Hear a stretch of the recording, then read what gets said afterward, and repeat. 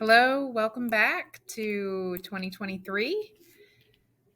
In this week's Insight, we kind of focus a little bit on what Adam Welcome shared with us a week ago.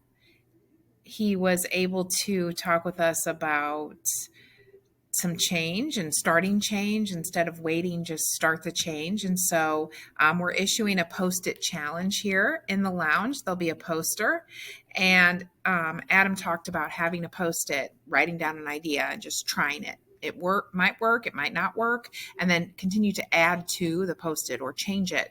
So if we would love for you to share a few post-its of things that you've tried or are thinking about trying. No names needed. Maybe it worked, maybe it didn't work, and get some ideas flowing and sharing with each other in the lounge. We've also talked about some of his main points. Get out there and expand your professional team and get on Twitter, Instagram, connect with other colleagues and see what's happening out there in our field of teaching. Maybe you want to try a podcast. There's a great how-to video here if you're thinking about it, and a link to anchor.fm.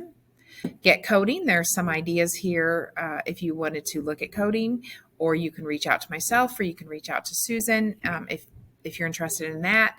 And then this last one, there isn't anything added here, but just start thinking about who are the experts in your room. How do you delegate leadership in your classroom? What can students be doing to take some things off of your plate that they would excel at? So how do you have student experts? How do you use leadership in your classroom with your students? And what kinds of things can they start to do?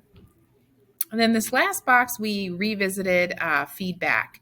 So there's an idea out there of, instead of feedback, why aren't we doing feed forward? And there's a great article, if you have time to check it out, that talks about some of the different ways of giving feedback and looking at it in a different light. So instead of giving traditional feedback, try feed forward. And there are some ideas here in this chart that it just talks about. But instead of looking and giving feedback on things that are done and that we as colleagues or students can't go back and change, how can we feed forward to get the results that we want? And it is a really interesting article if you get time to read it. Please reach out if you have any questions